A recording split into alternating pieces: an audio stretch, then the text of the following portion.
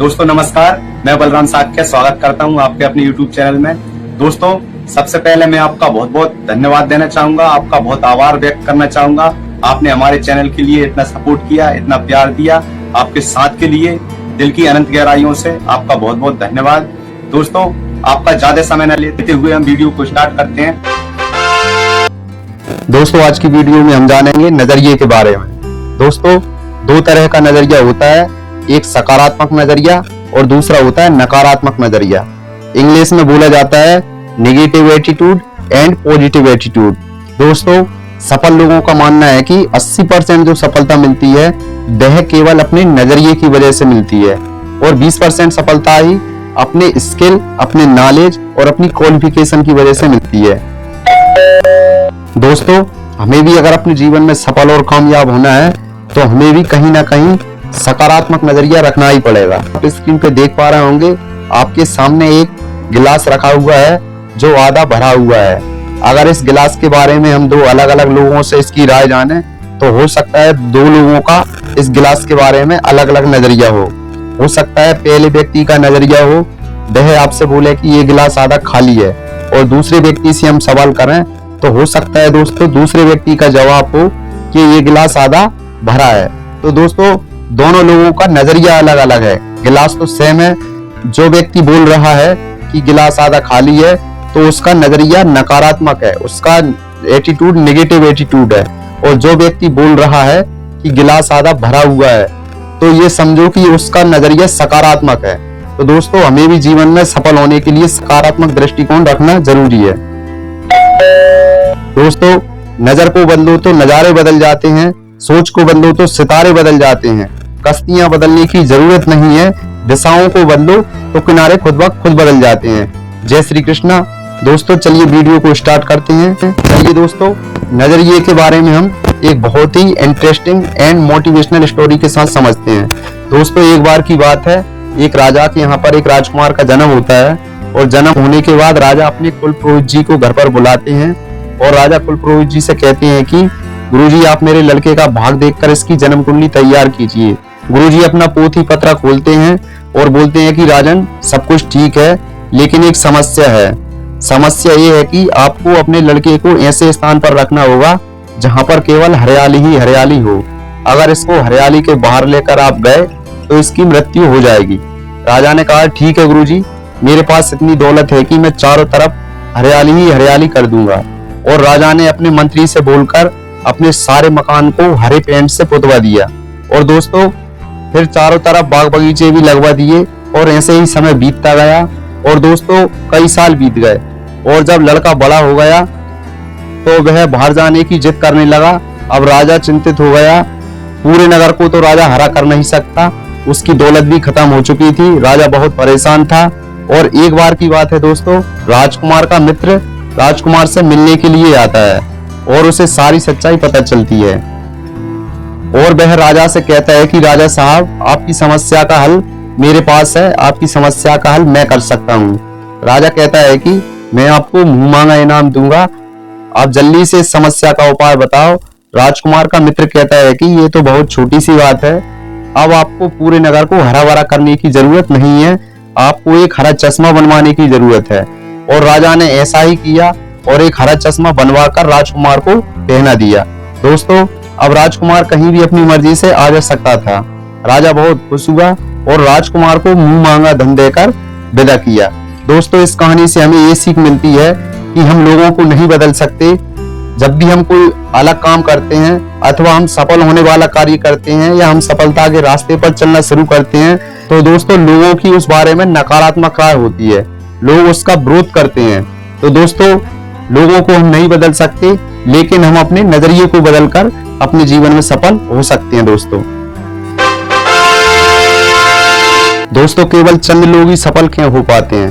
दोस्तों बताया जाता है केवल 10% लोग ही दुनिया में सफल हैं, बाकी 90% लोग केवल मेहनत मजदूरी करते हैं और अपना भरण पोषण करते हैं। दोस्तों सफल लोगों का मानना है कि 90% जो लोग होते हैं उनका नजरिया सकारात्मक होता है अपने काम के प्रति, और जो 10% असफल लोग हैं उनका नजरिया अपने काम के प्रति नकारात्मक होता है। दोस्तों दोस्तों आपको स्क्रीन पे शेर की तस्वीर नजर आ रही होगी।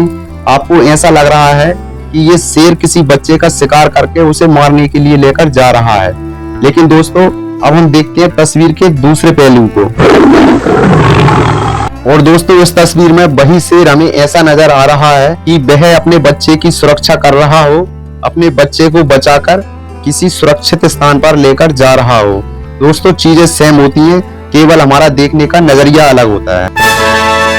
Oh my God! दोस्तों इस पिक्चर में आप देख पा रहे होंगे, हो सकता है आपको सारी की सारी थाली उल्टी नजर आ रही हो, लेकिन अगर हम इसे फोकस के साथ देखेंगे तो दोस्तों वही थाली हमें सीधी नजर आने लगती है। दोस्तों खेल केवल नजरिए का है। दोस्तों इस पिक्चर में आपको तालाब में तैरता हुआ मेढक नजर आ रहा होगा, लेकिन अगर हम मोबाइल को घुमा के देखेंगे और तस्वीर के दूसरे पहलू को देखेंगे तो दोस्तों उसी तस्वीर में हमें एक घोड़ा नजर आता है। दोस्तों ये होता है सकारात्मक नजरिया। दोस्तों इस तस्वीर में हम देखेंगे हमें खरगोश नजर आ रहा है, लेकिन अगर हम इसे फोकस के साथ देखेंगे तो हमें बतख का बच्चा नजर आ रहा है। दोस्तों चीजें सेम होती हैं, केवल हमारा नजरिया सकारात्मक होता है और हमारा नजरिया नकारात्मक होता है। दोस्तों ऐसा लगता है इस तस्वीर में एक कुत्ते का बच्चा किसी हड्डी को चूस रहा है, लेकिन अगर हम मोबाइल को घुमाकर देखेंगे तो हमें एक कैप पहना हुआ इंसान नजर आ रहा है। दोस्तों कभी कभी जो दिखता है वह होता नहीं है और जो होता है वह दिखता नहीं है। दोस्तों इस तस्वीर में हमें एक कपल का जोड़ा नजर आ रहा है जो वातावरण का आनंद ले रहा है, लेकिन अगर हम मोबाइल को घुमाकर देखेंगे और तस्वीर को फोकस के साथ देखेंगे तो इसमें हमें एक नवजात शिशु की पिक्चर नजर आ रही है। दोस्तों अगर हमें अपने जीवन में सफल और कामयाब होना है तो हमेशा सकारात्मक दृष्टिकोण के साथ ही व्यक्ति सफल हो सकता है। तो दोस्तों सफल होने के लिए हमेशा सकारात्मक दृष्टिकोण रखें। दोस्तों इस पिक्चर में आपको एक नाचता हुआ मोर नजर आ रहा है, लेकिन अगर हम तस्वीर को घुमाकर देखेंगे तो इसमें हमें एक बूढ़ा आदमी नजर आने लगेगा। दोस्तों इस तस्वीर में हमें हाथी नजर आता है। दोस्तों अगर हम हाथी के पैर देखें तो हो सकता है हमको 6 पैर नजर आए, 4 पैर नजर आए, 8 पैर नजर आए। दोस्तों क्या लगता है आपको, क्या हाथी के 8 पैर हैं या 6 पैर हैं? नहीं दोस्तों, हाथी के केवल 4 पैर हैं। अगर हम इसे फोकस के साथ देखेंगे तो हमें हाथी के 4 पैर ही नजर आएंगे। दोस्तों आपको कितने पैर नजर आ रहे हैं, कमेंट में अपनी राय जरूर बताएं। दोस्तों इस पिक्चर में आपको एक आदमी नजर आ रहा है, लेकिन दोस्तों अगर हम इसे फोकस के साथ देखें तो आपको ढेर सारे जानवर नजर आने लगेंगे। हो सकता है आपको शेर दिखाई दे रहा हो, हाथी दिखाई दे रहा हो, और भी जानवर आपको नजर आ रहे हो, घोड़ा नजर आ रहा हो। दोस्तों आपको इस पिक्चर में कौन कौन से जानवर नजर आ रहे हैं, दोस्तों आप कमेंट में जरूर बताएं। दोस्तों इस पिक्चर में 2 लोगों में झगड़ा हो रहा है। एक व्यक्ति बोल रहा है कि ये जो नंबर है ये 6 नंबर है, और दोस्तों दूसरा व्यक्ति बोल रहा है ये 6 नंबर नहीं है, ये 9 नंबर है। तो क्या लगता है दोस्तों, क्या ये दोनों लोग गलत हैं? नहीं दोस्तों, ये दोनों लोग सही हैं, केवल इनके देखने का नजरिया गलत है। अगर 9 वाले को 6 वाले के पास खड़ा किया जाए सामने तो उसको भी 9 अंक का 6 दिखने लगेगा और 6 वाले को भी 9 दिखने लगेगा। दोस्तों इस तस्वीर को आप फोकस के साथ देखिए, आप देखते रहिए, आप और फोकस के साथ देखिए, आपको ऐसा लगेगा कि तस्वीर में कोई हरकत हो रही है। दोस्तों क्या लगता है, तस्वीर में कोई हरकत हो रही है? नहीं दोस्तों, तस्वीर में कोई भी हरकत नहीं हो रही है, लेकिन जहां हमारा फोकस होता है वहां हमारी एनर्जी होती है। अगर हम किसी चीज को फोकस के साथ देखते हैं तो वहां पर हमारी एनर्जी लगती है और हमें ऐसा लगता है कोई हरकत हो रही है। Oh my God! दोस्तों इस तस्वीर में आपको हाथी नजर आ रहा होगा, इसके साथ घोड़ा, कुत्ता, चूहा। दोस्तों इस तस्वीर में आपको क्या क्या नजर आ रहा है, कमेंट में जरूर बताएं दोस्तों। दोस्तों इस तस्वीर में आपको एक लड़की नजर आ रही होगी, लेकिन अगर हम इसे फोकस के साथ देखेंगे तो हमें 2 घोड़े नजर आ रहे हैं, कुछ पक्षी नजर आ रहे हैं। दोस्तों आपको इस तस्वीर में कितने पक्षी नजर आ रहे हैं, आप कमेंट में जरूर बताएं दोस्तों।